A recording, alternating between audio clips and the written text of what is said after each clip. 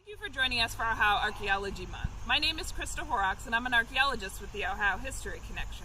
We're here at the beautiful Wesley Chapel Cemetery outside of Hilliard, Ohio, and I want to show you some information on a gravestone that you might be missing when you visit a cemetery. This is Samuel Sell's stone. He was buried in 1852, and this is a very traditional Victorian-era stone containing symbology, a name, the death date, and an epitaph. But there at the bottom, you might be that's the information you might be missing. It says J. Strickler, Columbus, Ohio. That's the carver for the gravestone. So let's look online and see what we can find about J. Strickler. So we know from the gravestone that we found in the cemetery that Samuel Sells died in 1852, and we know that a J. Strickler in Columbus, Ohio was the stone carver.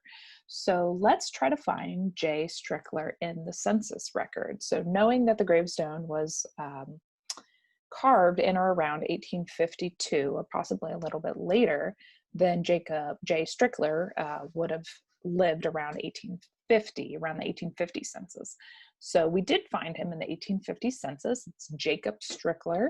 He is, you can see here, he is 42 years old, and he's a stonemason, and he has a wife, Elizabeth, and a number of children that live with him. And then see this gentleman on the bottom, there's a George Earring. George is 19 years old in 1850, and he's also listed as a stonecutter. So he was living with the Strickler family, learning the trade from Jacob Strickler. So we found him on the census record. We also found Jacob Strickler here in the Select Federal Census Non-Population Schedules for 1850, line here number 4, J. Strickler, and the name of business, manufacturer, or product is listed as marble.